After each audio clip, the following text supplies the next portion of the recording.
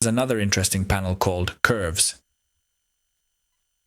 which allows us to access exposure curves, as well as those related to saturation adjustments based on hue.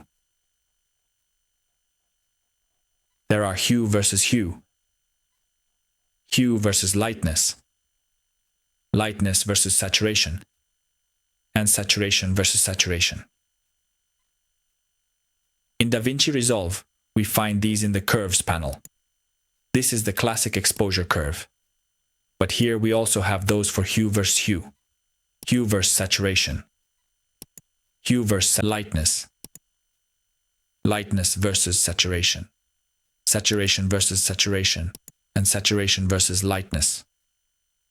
For example, here the sky seems too saturated, so I go to the hue versus saturation curve.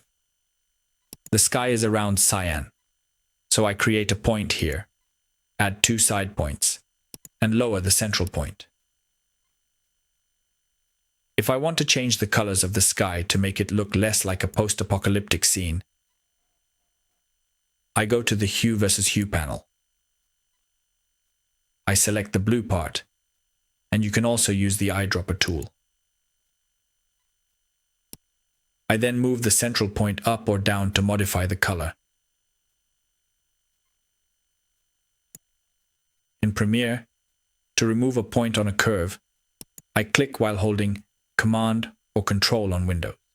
In Resolve, I right-click. Additionally, you have the option to reset each panel individually by clicking each time you see this button. In Premiere, when we want to give a final touch to our video, we can add an adjustment layer and make corrections, or apply a LUT.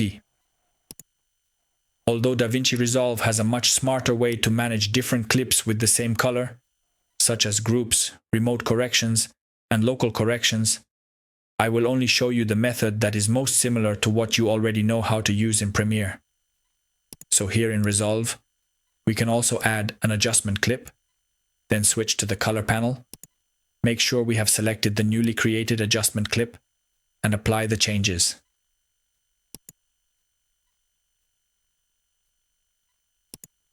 These will affect all the underlying clips,